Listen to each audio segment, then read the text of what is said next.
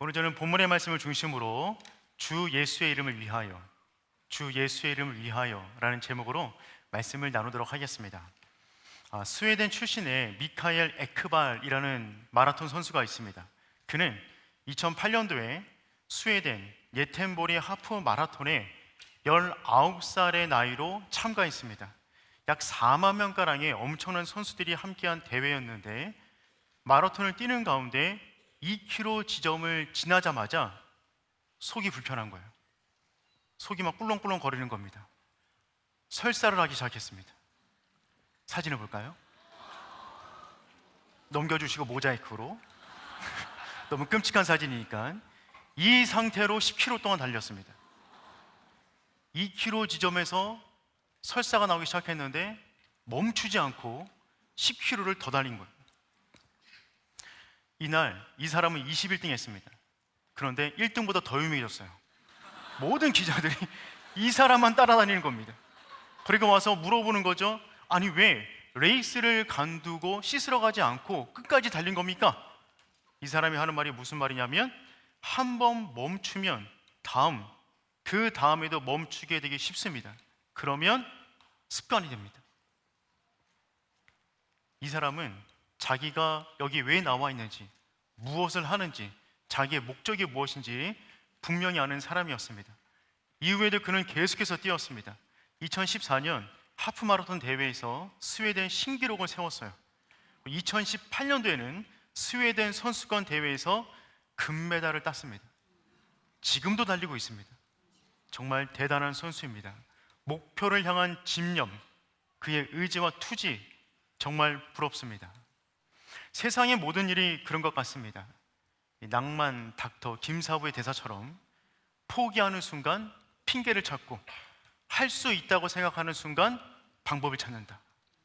여러분, 핑계를 찾습니까? 방법을 찾습니까? 핑계에 대해서 잘 된 사람이 한 명도 없어요. 전 세상에 딱 한 명 있다고 그러더라고요. 김건모 씨입니다. 내게 그런 핑계 대지 마.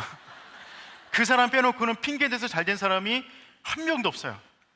저는 이 말을 이렇게 바꾸고 싶습니다. 사명을 놓는 순간 핑계를 찾고, 사명을 붙잡는 순간 방법을 찾는다.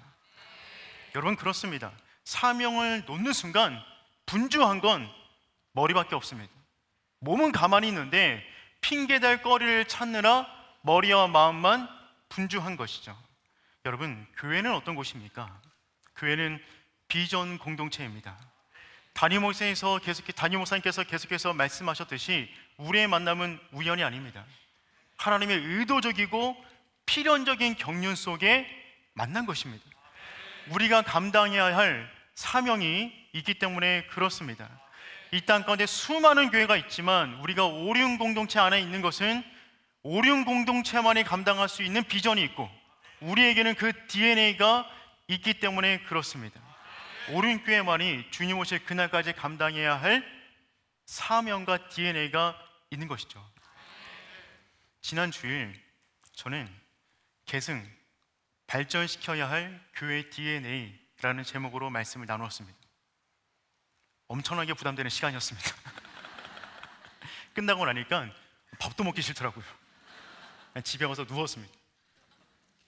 오늘도 목사님 배려로 기도원 다녀오고 기도하면서 큰 부담 갖고 올라오게 되었습니다.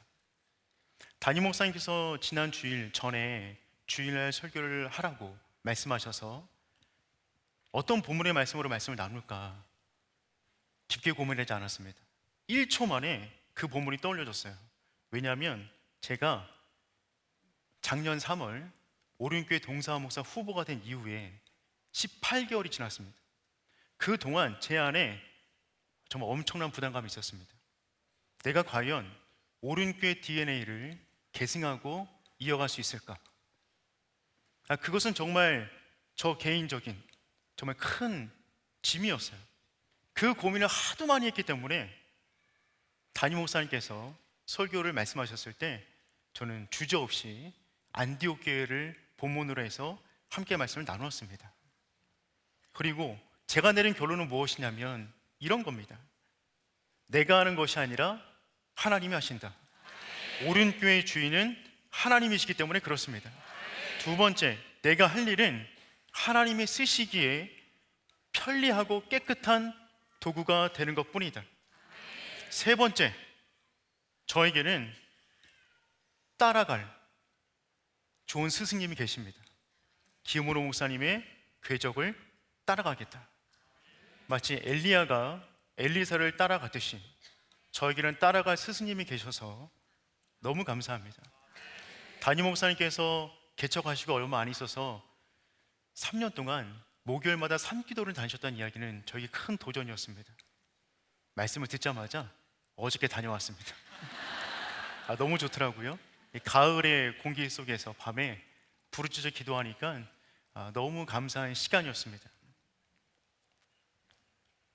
오륜교회 DNA를 계승한다는 것, 여러분, 그거는 저만의 문제가 아니라 여기 나와 있는 모든 분들의 과업이고 숙제인 줄 믿습니다. 우리가 해야 될 일은 무엇이냐면 겸손하고 성실하게 주님께서 원하시는 그 믿음의 길을 완주하는 것입니다. 우리는 비전의 공동체이기 때문에 그렇습니다. 근데 여러분, 그거는 저만 그래야 되는 거 아니잖아요. 우리는 다 같은 비전의 공동체 아니겠습니까? 우리 안에 같은 DNA가 있잖아요. 같이 산기도 가자는 말은 아닙니다. 그 말이 아니라 하나님이 맡기신 시대적 사명을 감당하기 위해서 중요한 것은 우리가 한 마음이 되어야 된다는 것입니다. 빨리 가는 게 중요한 것이 아닙니다. 늦게 가더라도 서로가 한 마음으로 가는 게 정말 중요하다. 제가 평소에 좋아하는 말이 있습니다. 그것은 무엇이냐면 한 사람의 100걸음보다 100사람의 한 걸음이 더 가치 있다. 한 사람의 100걸음보다 100사람의 한 걸음이 더 가치가 있는 것이죠. 몇 주 전에 아주 감동적인 사진을 보았습니다. 비 오는 날에 한 아산시의 거리에서 한 여성이 80대에 등이 굽은 노인이 수레를 끌고 가고 있는데 그 가운데 우산을 씌워주는 거예요. 우산을 보시면 알지만 이 여인은 흠뻑 젖었습니다. 이 어르신을 위해서 우산을 내어준 거죠. 약 1km 정도 간 다음에 잠깐만 기다리세요 라고 한 다음에 ATM 기계에 들어가서 3만 원을 뽑아다가 용돈까지 쥐어드렸어요. 이것이 나중에 선행이 알려지면서 SNS상에 이 사진이 또 돌아다니게 되었고 여러 언론사가 이 여인을 드디어 찾아내서, 한국 사람 정말 대단합니다, 찾아내어서 인터뷰 좀 하자고 요청했는데 이분이 뭐라 그랬냐면 기독교 신앙이 있어서 해야 될 걸 당연히 했습니다. 인터뷰는 사절하겠습니다. 너무 멋있더라고요. 저는 순간 오륜교회 성도가 아닐까 내심 기대했는데 그건 잘 모르겠습니다. 하여간 여러분, 오륜의 공동체가 그런 공동체 되었으면 좋겠습니다. 서로에게 우산이 되어주는 것입니다. 서로에게 우산이 되어줘서 함께 그 길을 동행하고 함께 비전을 함께 나누며 그 길까지 완주할 수 있는 저 여러분 되기를 축복합니다. 그런 의미에서 오늘 본문의 말씀, 주 예수 그리스도의 이름을 위하여 라는 제목으로 함께 말씀을 나누기를 원합니다. 지난주에 나누었던 사도행전 13장은 안디옥 교회가 바나바와 바울을 선교 여행으로 파송하는 장면이었습니다. 이때로부터 1차 선교 여행이 시작됩니다. 그리고 오늘의 본문의 말씀은 어떤 본문의 말씀이냐면 3차례에 걸친 세계 선교가 마무리되는 장면입니다. 그러니까 지금 어떤 일이 벌어졌냐면 그동안에 10년이 흐른 거예요. 사도행전 13장부터 오늘 본문 21장까지는 10년이 흘렀습니다. 1차 전도 여행은 2년간 행합니다. 2차 전도 여행은 3년간 행합니다. 3차 전도 여행은 5년간 해갔고 오늘은 이제 모든 전도 여행을 마치고 예루살렘으로 행하는 그 여정을 기록하고 있습니다. 바울은 사도행전 13장으로부터 쉴 새 없이 가는 모든 곳곳마다 복음을 전하며 교회를 세웠어요. 그가 이동한 거리만 해도 14,330km입니다. 차를 타고 간 것이 아닙니다. 배를 타고 걸어서 만나는 사람들에게 복음을 전하며 교회를 세웠습니다. 그리고 이제 모든 세계 선교를 마무리 짓고 그는 이제 예루살렘으로 향하고 있습니다. 우리 1절 말씀, 본문의 1절 말씀 다 같이 한번 읽어보겠습니다. 시작.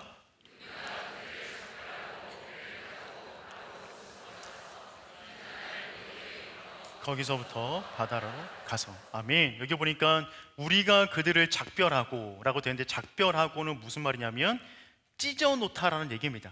지금 어디서부터 작별하는 것이냐면 에베소 교회로부터 작별하는 거예요. 바울은 에베소 교회에서 3년간 머물렀습니다. 정말 그곳에서 꿈과 같은 시간들을 보냈어요. 함께 눈물을 흘리며 마음을 같이하며 정말 깊은 그리스도 안의 형제애를 느끼면서 3년간 꿈만 같은 시간을 보냈습니다. 그런데 이제 바울은 예루살렘으로 가겠다고 말을 합니다. 사도행전 20장 22절 말씀 읽어볼까요? 시작. 보라, 이제 나는 성령에 매여 예루살렘으로 가는데 거기서 무슨 일을 당하는지 알지 못하노라. 아멘. 예루살렘으로 가는데 내가 무슨 일이 일어나는지 난 모르겠다 라는 거예요. 무슨 일이 일어나는지 정확히 모르는데 그가 한 가지 알고 있는 게 있었어요. 성령님이 가르쳐 주었습니다. 23절 말씀 읽어보겠습니다. 시작.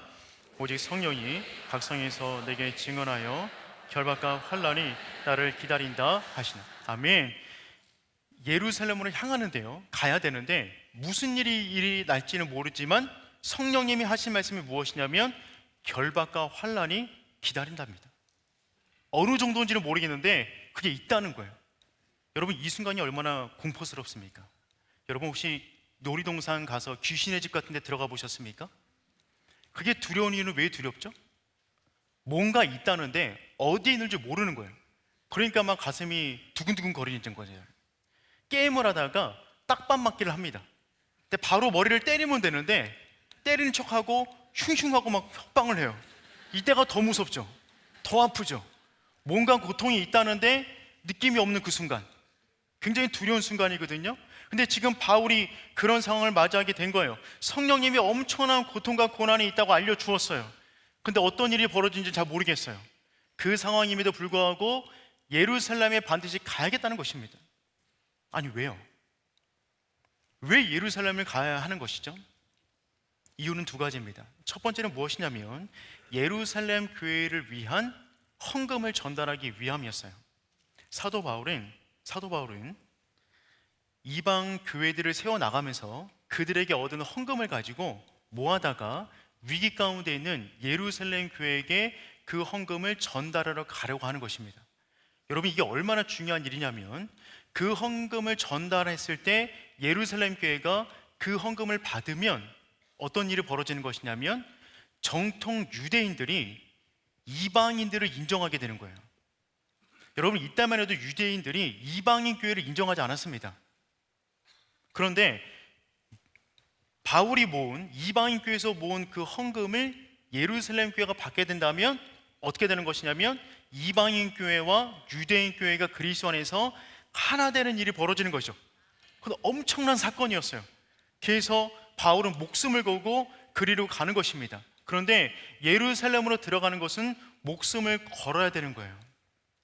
바울이 3차 전쟁을 다니면서 수많은 핍박과 어려움과 고통과 환난을 당했습니다. 누구에게 당했냐면 유대인들에게 당했어요. 그 행동을 누가 했냐면 바울도 사울이었을 때 똑같이 그 일을 했습니다. 그가 율법에 열심히 있어서 어떤 일을 했냐면 예수 믿는 사람들을 잡아다 죽이는 일을 했잖아요. 그 중에 한 명이 스데반이었어요. 입장이 바뀐 거죠. 갑자기 바울이 그리스도를 믿는다고 그러니까 정통 유대인들 입장에서 배신자가 된 거예요. 그래서 이제 바울이 스데반 입장이 된 것입니다. 그리고 자기를 죽이려 하는 수많은 사울들이 있는 거죠. 근데 바울이 지금 그 속을 속으로 들어가겠다는 거예요. 왜냐하면 전 세계 교회의 연합을 위해서. 두 번째, 바울이 예루살렘 교회를 가려고 하는 이유는 무엇이냐면 로마에 가기 위함이었습니다. 예루살렘 도착은 1차 목표였고 진정한 목적은 무엇이었냐면 로마로 가는 것이었어요. 그 로마에 가서 그리스도를 전하기를 원했습니다. 그런데 그 방법이 무엇이냐면 구속되어 유명한 정치범으로 들어가는 거였어요. 빨리 복음을 전해야 되는데 가장 빠른 시간에 가장 효과적으로 그 시대에 유명한 사람을 만날 수 있는 방법이 정치범으로 끌려가는 것이었습니다. 그래서 그가 예루살렘 들어가자마자 헌금을 전달하고 바로 붙잡혀서 정치범으로 끌려가요. 그래서 그 계획대로 로마에 들어가자 베스도 총독과 아그리빠 왕을 만나고 결국에는 황제인 가이사에게 상소하기까지 합니다. 그는 가장 빠른 방법으로 로마에 들어가서 주요한 모든 사람들을 만나게 된 거죠. 그는 이 일을 위하여 환란이 있으나 그 일이 어떻게 끝날지 모르나 나는 그리로 가겠다는 것입니다. 여러분, 바울은요, 사명이 이끄는 사람이었어요. 그는 사울에서 바울이 된 이후에 단 1초도 사명과 관계되지 않게 시간을 쓴 적이 없습니다. 그가 가는 길을 선택하는 기준은 이게 쉬운 길이냐 어려운 길이냐가 아니에요. 사명의 길이냐 아니냐였어요. 그게 그의 인생길을 결정하는 유일한 기준이었습니다.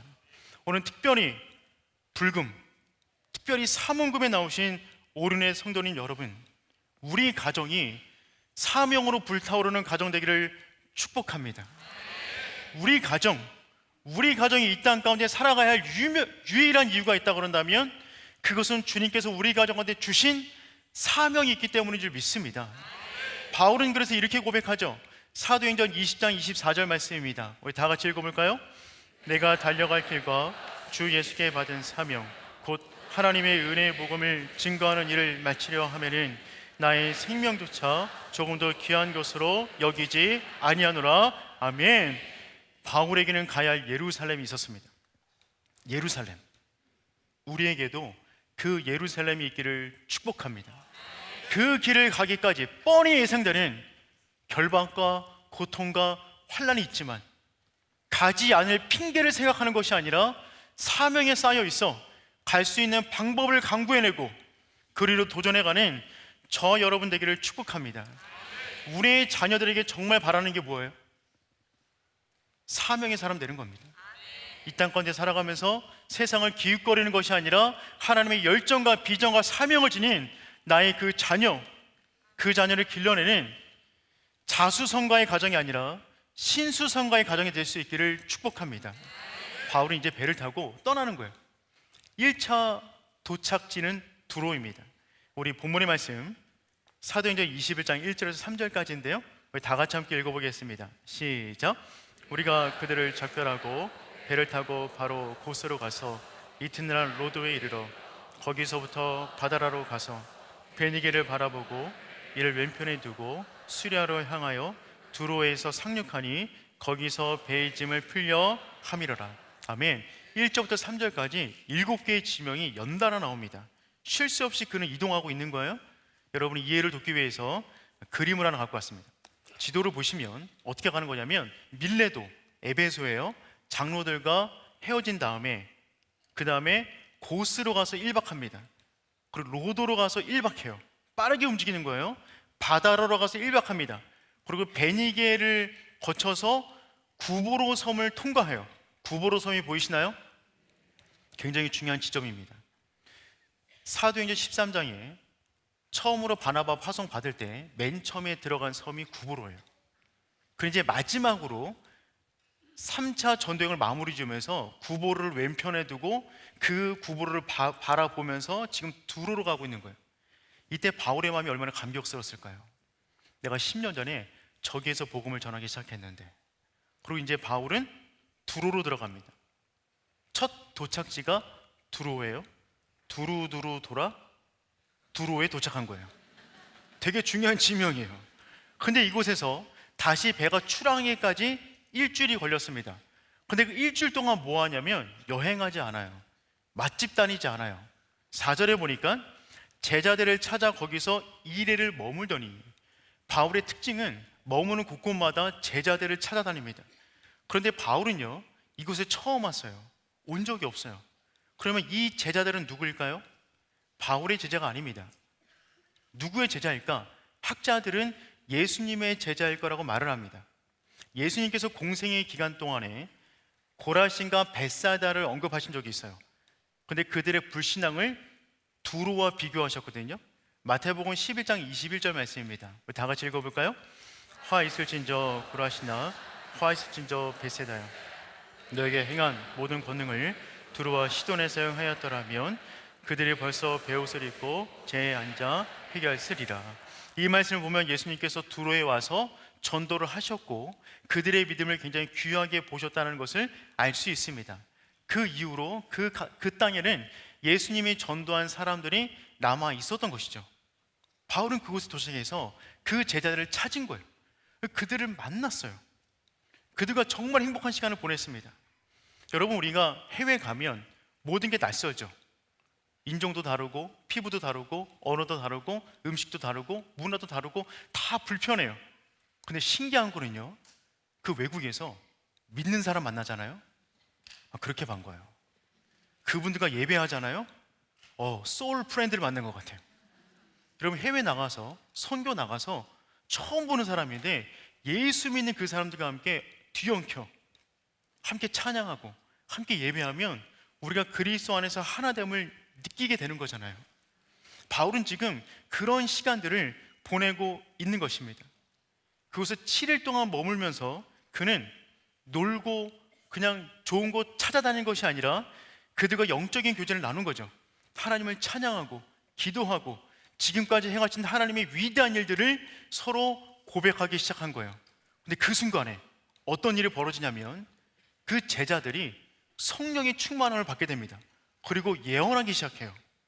21장 4절 후반절입니다. 우리 다 같이 읽어볼까요? 시작.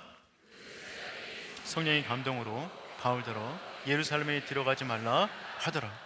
서로 영적 교제를 막 나누고 있는데 그 제자들이 성령 충만하여 성령이 주신 감동을 따라 예언하는 거죠. 예루살렘에 들어가지 말라. 들어가면 환난과 핍박이 있어. 그러니 들어가지 마 라고 되어 있는 거예요. 여기 보니까 시제, 말리는 시제가 완료가 아니라 미래형이에요. 그러니까 7일 동안 말렸다는 것입니다. 들어가면 안 돼. 들어가면 안 돼. 우리가 기도해 보니까 들어가면 엄청나게 큰 핍박이 있을 거야. 여러분이 바울이에요.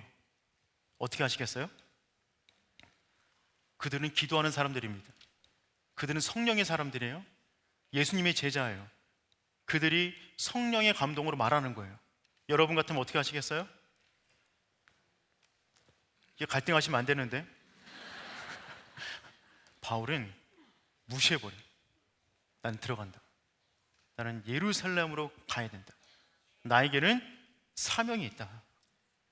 그러자 제자들이 더 이상 말릴 수 없다는 것을 깨닫자 그들이 할 수 있는 최선의 것을 다해줘요. 그냥 기도하는 것입니다. 우리 5절 말씀, 5절과 6절 말씀 읽어보겠습니다. 시작.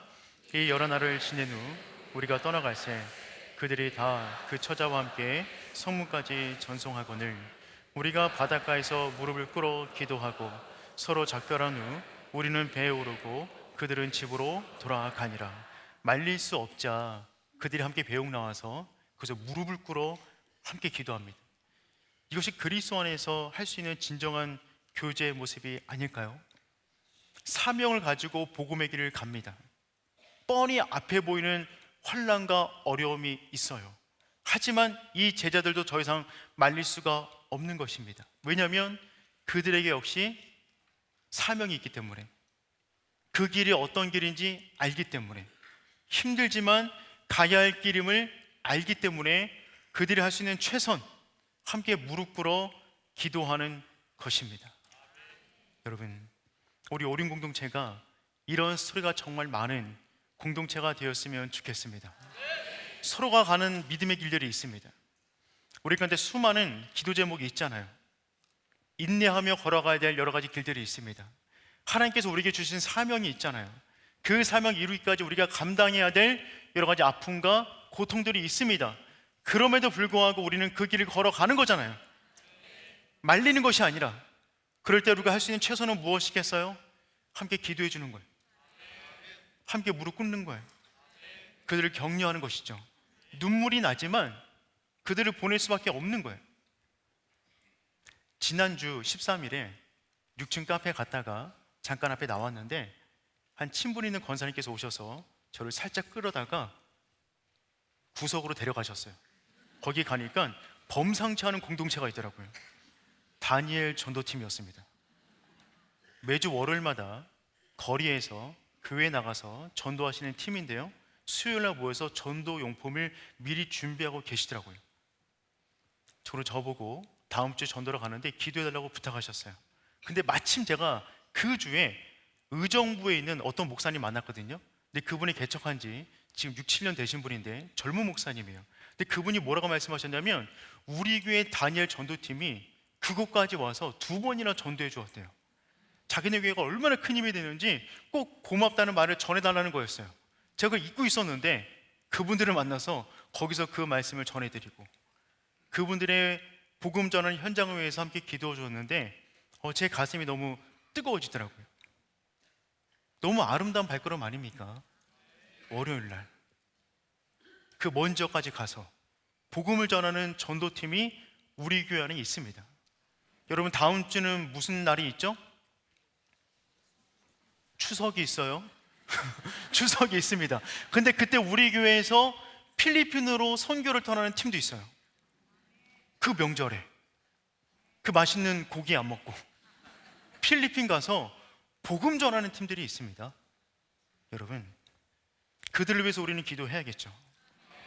여러분, 공항 가면 특별히 숨기려고 하는데 숨기지 못하는 팀들이 있죠. 단기 선교팀. 공항 가면 딱 티가 나잖아요. 방점은 그들이 비행기 탈 때 함께 모여 기도해 주는 것입니다. 물끄러미 바라보고 있으면 저도 같이 기도하게 되더라고요. 그들이 비행기 탈 때 그들만 가는 게 아니잖아요. 그들을 위한 기도가 함께 가는 겁니다. 그 모습들이 얼마나 아름다운지 모르겠어요. 10년 전에 오륜교회 선교팀과 티벳에 가게 되었습니다. 한 12분 정도 한 개 팀을 이뤄서 티벳에 가게 되었어요. 티벳은 우리 오륜교회가 3대 종족으로 품은 종족 가운데 한 곳입니다. 근데 티벳은 중국보다 더 엄격해요. 그래서 함부로 복음 전하면 안 됩니다. 그리고 호칭도 함부로 부르면 안 돼요. 가기 전에 교육을 좀 받거든요. 예를 들면 목사를 목사라 못 부릅니다. 홍길동도 아닌데. 그래서 보통 뭐라고 부르냐면 서로 부장님, 팀장님 이렇게 불러요. 제가 받았던 호칭 가운데 가장 진급이 높았던 것은 사장님이었습니다. 제가 10일 동안 주사장님 부르는데 할만하더라고요. 선교 주사장님. 근데 그때 티벳에 비행기 타고 가고 있는데 누가 봐도 뻔히 선교팀이에요. 다른 게 청년들 자기네끼리 키키키키 웃으면서 부장님, 팀장님 이러면서 서로 막 장난치고 있더라고요. 제가 너무 귀여워서 그 중에 제일 직급이 높으신 분, 부장님, 그분 곁에 살짝 가서 말했습니다. 목사님 어디 가십니까? 깜짝 놀라더라고요. 저도 목사입니다. 그리고 서로 막 대화를 나눴어요. 그분이 같은 지역에 떨어졌고 지역이 다르기 때문에 헤어졌어요. 헤어지는 가운데 속으로 기도하게 되더라고요. 저 팀이 티벳에서 복음을 전하는데 하나님이 안전하게 지켜주시길 원합니다. 그리고 그분과 계속 연락이 닿았어요. 근데 그분과 대화하는 가운데 비행기 안에서 어디서 오셨습니까? 라고 물었더니만 영복교에서 왔다는 거예요. 영복교는 어떤 곳이냐면 저희 교회 여현구 목사님이라고, 그분이 담임으로 간 지 1년 정도 되었을 교회였어요. 여현구 목사님은 제 오륜교회 2년 선배님이십니다. 너무 반갑더라고요. 그리고 서로 기도하고 헤어졌는데 그 이후에도 그 목사님하고는 계속해서 연락이 닿았습니다. 그리고 오늘도 연락했어요. 그리고 그분이 어저께도 연락했는데 사진 한 장 보내줬거든요. 배우한 선교사님이세요. 이분이 10년 전에 저랑 티벳 가는 비행기 안에서 만났거든요. 그때 이분이 영복교회 목사님이셨어요. 그리고 여차차에서 오륜교회 오셨고, 이 사진은 2019년도에 우간다에 탐방차 갔다가 함께 골리라는 산에 올라가서 이 아프리카 땅을 바라보고 함께 기도하고 찍은 사진이에요. 이 사진을 보내주면서 그때 산에서 함께 기도한 것 잊지 않으셨죠? 목사님 기도하셔야 됩니다 라고 저에게 어저께 협박 비슷한 기도 내용을 보내주었어요. 함께 기도했습니다. 여러분, 그리고 지금 이 땅에서 선교국가 꿈미에서 만든 여러 가지 교육 자료를 가지고 수많은 교육 디렉터와 교육 전문가와 학생들을 만나고 그들을 일으키는 사역들을 하고 있습니다. 오륜교회가 파송한 44개국에서 눈물을 뿌리며 선교하는 선교사님들이 계세요. 여러분, 너무나 아름다운 분들 아니신가요? 우리의 기도가 정말 필요한 줄 믿습니다. 여러분, 바울은 이제 배를 타고 가이사라로 가요. 7절 말씀 보니까 다음처럼 되어 있어요. 7절 말씀 읽어보겠습니다. 시작.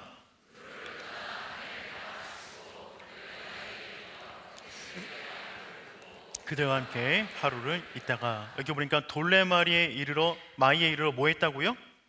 형제들에게 또 안부를 전했대요. 하루 있는데 정말 이 사람 못 말리는 사람입니다. 가는 곳곳마다 예수 믿는 사람을 찾아다니는 거예요. 그리고 8절 말씀 읽어볼게요. 시작.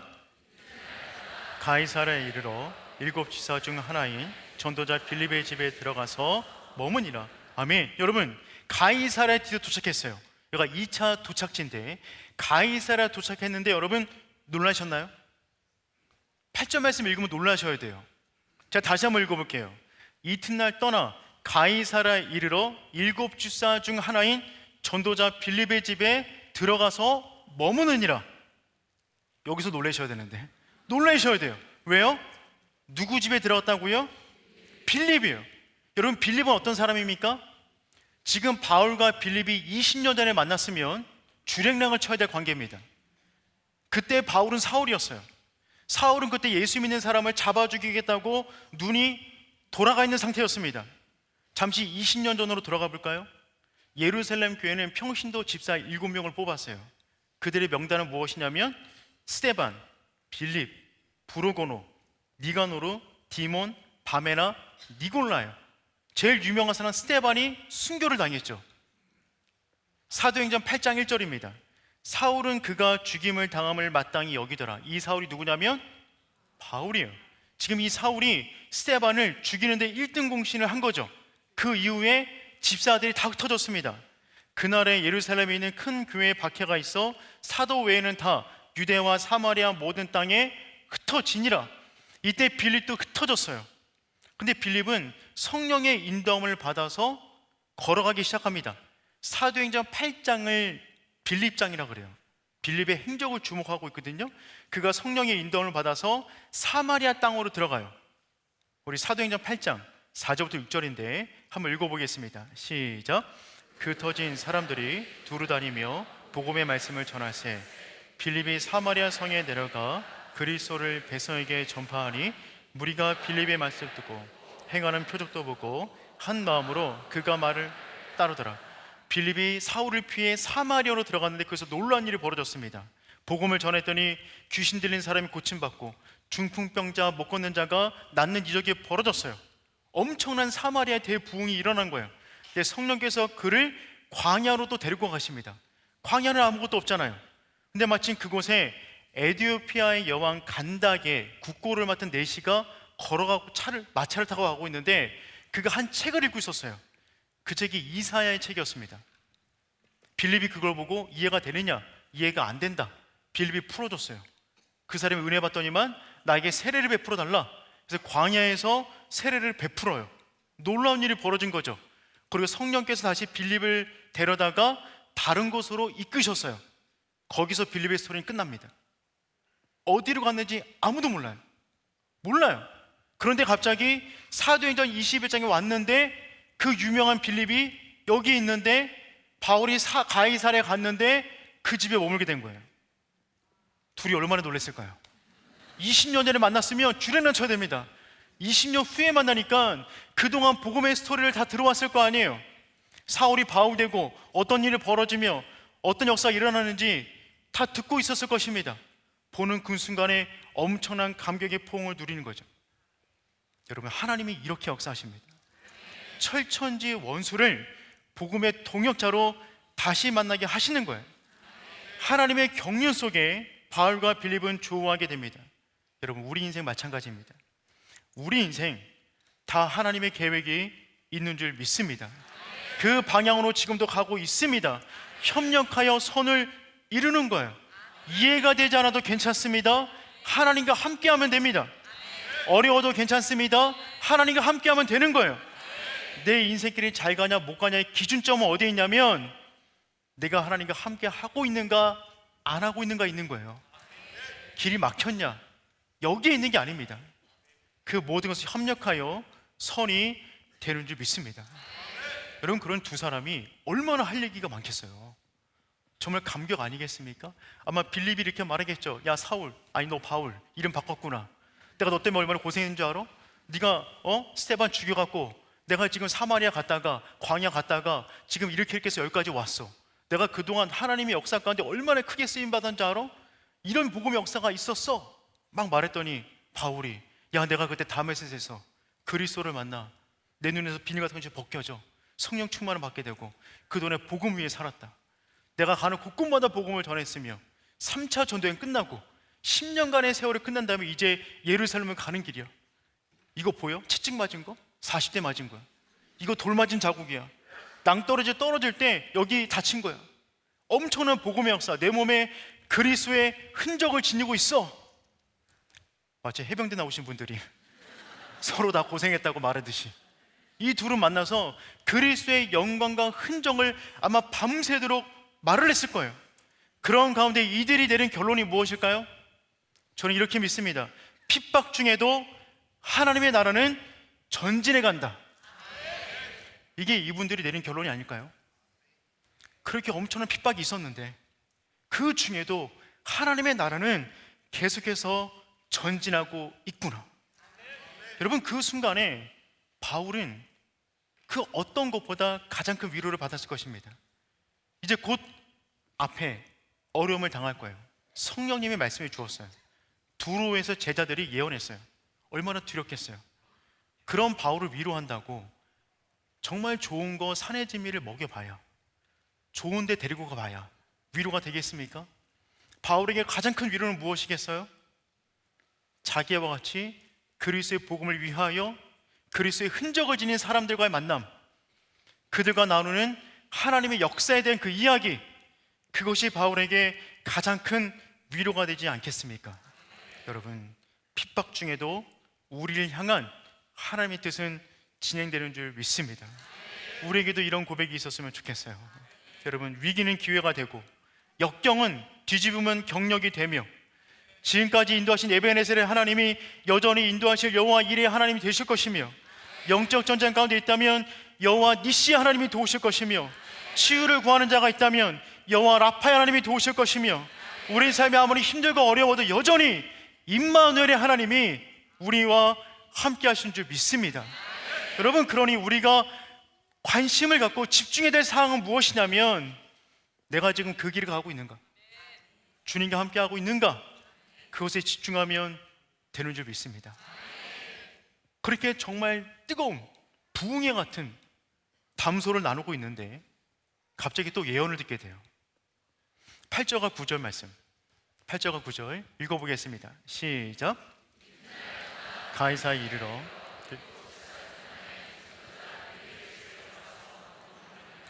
그의 딸 넷이 있으니 처녀로 예언하는 자라. 빌립은 복음만 잘 전한 것이 아니라 집안을 잘 세웠어요. 오늘 나오신 우리 사무금에 나오신 가족분들처럼 말이죠. 그에게 딸이 넷이 있는데 전부 다 예언하는 사람이었대요. 빌립은 딸 부자였는데 처녀로 예언하는 딸들이었습니다. 뭐 이 말이 무슨 용한집이 있었다 이런 얘기는 아닙니다. 그 딸들이 성령 충만하였다 이런 얘기를 하고 있는 거예요. 근데 그 순간에 갑자기 굉장히 유명한, 당대 가장 유명한 선지자가 그의 집에 오게 돼요. 아가보라는 사람인데 이 사람이 갑자기 와서 또 예언하기 시작합니다. 10절과 11절이에요. 읽어볼까요? 시작. 여러 날 머물러 있더니 아가보라는 한 선지자가 유대로부터 내려와 우리에게 와서 바울의 띠를 가져다가 성령이 말씀하시되 예루살렘에서 유대인들이 이같이 이 띠임자를 결박하여 이방인의 손에 넘겨주리라 하거늘. 여러분, 아가보는 누구냐면 예루살렘 출신의 선지자로 당대 가장 유명한 사람이었어요. 사도행전 11장을 보면 그가 안디옥에 천하의 큰 흉년이 될 것이다 라는 예언을 하는데 그 말대로 주 44년에 큰 흉년이 일었습니다. 그는 당대의 모든 사람이 다 알고 있는 대선지자였어요. 근데 그 사람이 와서 바울을 보더니만 갑자기 예언을 하는데 보통 예언이 아니라 말로 하는 예언이 아니라 실물 예언이에요. 이거는 어떤 예언이냐면 반드시 이루어진다는 것입니다. 갑자기 바울에게 오더니 바울의 허리띠를 풀렀어요. 그 허리띠 지금 허리띠 같은 거 아니고 줄로 이렇게 묶고 있는 건데 그 줄을 가지고 확 풀더니만 자기 손과 발에 묶는 거예요.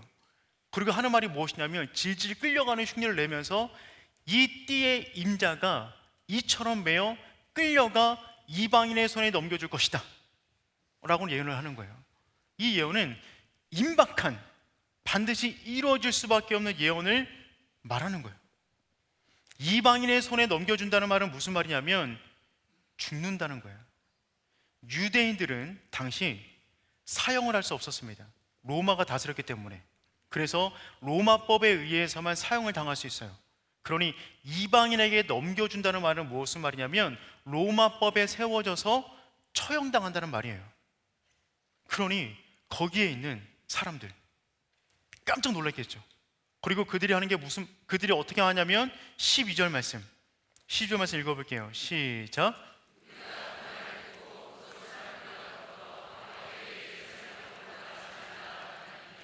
여기 보니까 우리가 권했다.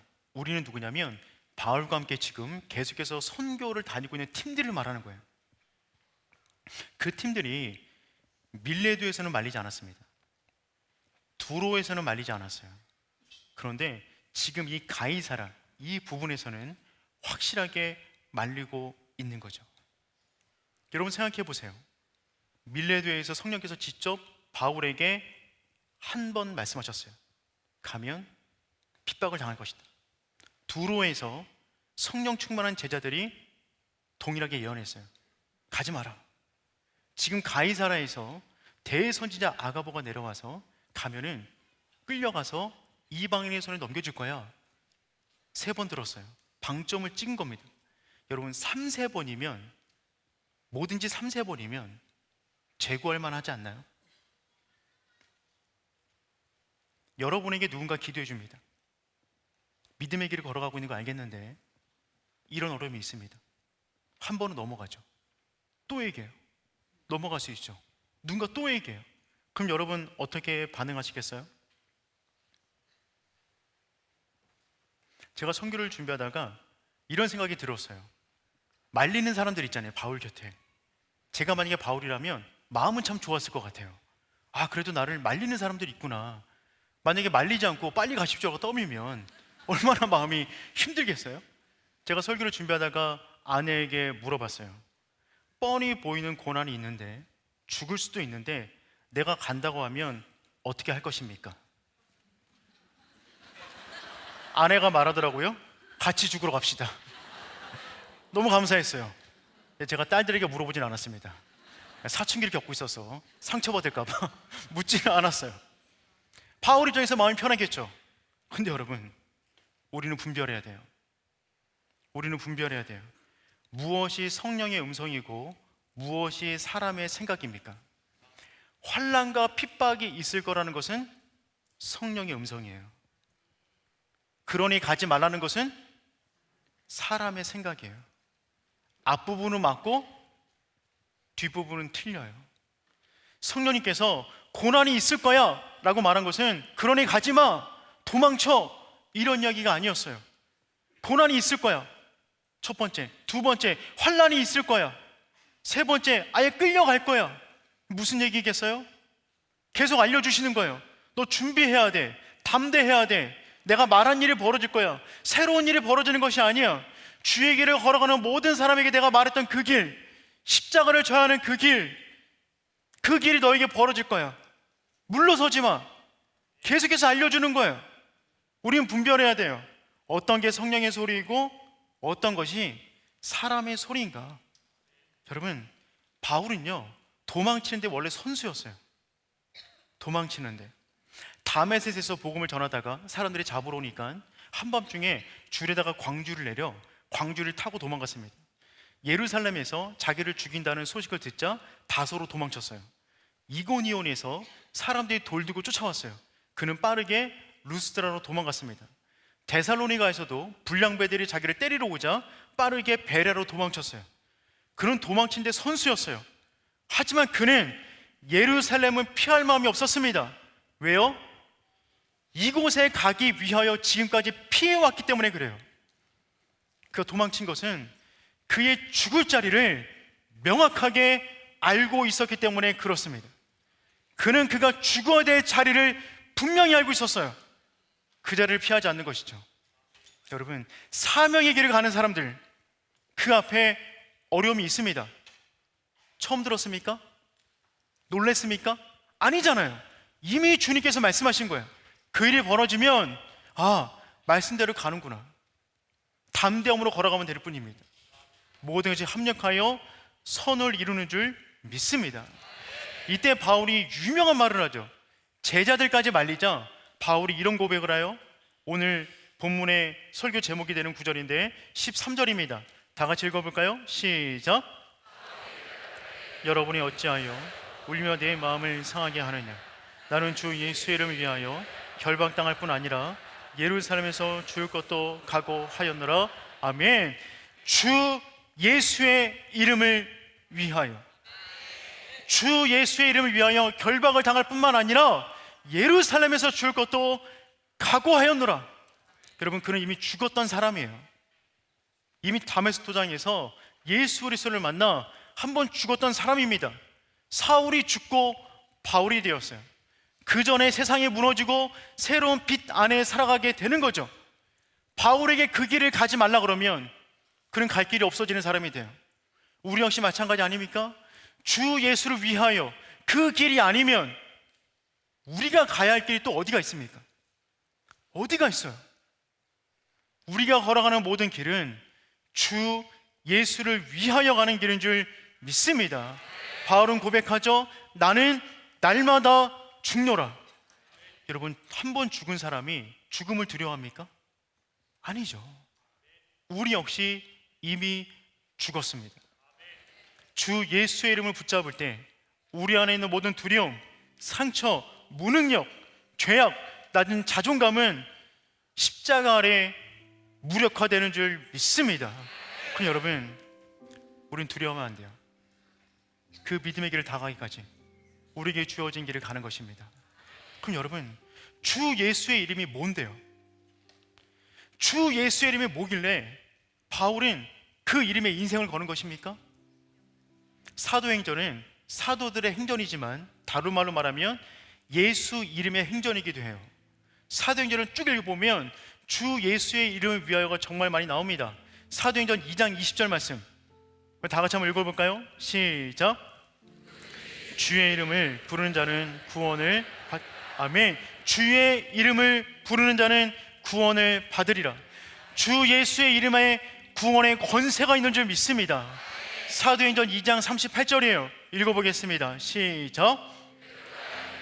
너희가 회개하여 각각 예수 그리스도의 이름으로 세례를 받고 죄 사함을 받으라. 그리하면 성령의 선물을 받으리라. 아멘. 예수 그리스도의 이름으로 세례를 받고 죄 사함을 받으라. 예수의 이름 안에 죄 사함의 권세가 있는 줄 믿습니다. 사도행전 3장 6절이에요. 읽어보겠습니다. 시작. 은과 금은 내게 없거니와 내게 있는 이것 내게 주노니 나사렛 예수 그리스도의 이름으로 일어나 걸으라 하고, 나사렛 예수 그리스도의 이름에 치유의 권세가 있어요. 여러분, 그 이름에 구원의 권세가 있고 죄사함의 권세가 있고 치유의 권세가 있어요. 그럼 우리가 뭘 두려워할 수 있단 말입니까? 주 예수의 이름을 위하여 결박을 당할 뿐만 아니라 예루살렘에서 죽을 것도 각오하였노라. 이 고백은 바울만의 고백이 되어서는 안 되는 줄 믿습니다. 그 이름을 붙잡는 모든 사람들의 고백이 되는 거죠. 여러분, 원래 사도 바울은, 그래서 수많은 사도들은 그 이름을 위하는 인생을 기뻐했어요. 사도행전 5장 41절이에요. 읽어보겠습니다. 시작. 능력받는 일에 합당한 자로 여기심을 기뻐하면서 공의 앞을 떠나니라. 그 이름을 위하여, 그 이름을 위하여 능력받는 거로 합당한 자로 여기심을 기뻐하며 떠났대요. 여러분, 이런 기쁨이 있습니까? 주 예수의 이름에 그 능력이 있기 때문에 그 이름 때문에 능력받는 것을 기뻐했다고요. 사울이 처음 부름받았을 때 그의 사명은 이미 정해져 있었어요. 사도행전 9장 15절 말씀입니다. 읽어보겠습니다. 시작. 주께서 이르시되 이 사람은 내 이름을 위하여 이스라엘 자손에게 전하기 위하여 택한 나의 그릇이라. 내 이름을 위하여 택한 나의 그릇이라. 사도 바울은 처음 부름받을 때부터 그 이름을 위하는 인생으로 부름받았습니다. 그의 삶은 그 이름을 담아내는 삶이었어요. 사도행전에 나오는 모든 사도들이 그 이름을 위하는 인생을 살았습니다. 위하여가 중요해요. 무엇을 위하여 살아가는가? 모든 사람들은 전부 다 무엇인가를 위하여 살아갑니다. 근데 여러분, 우리는요, 예수 그리스도의 이름을 위하여 사는 사람인 줄 믿습니다.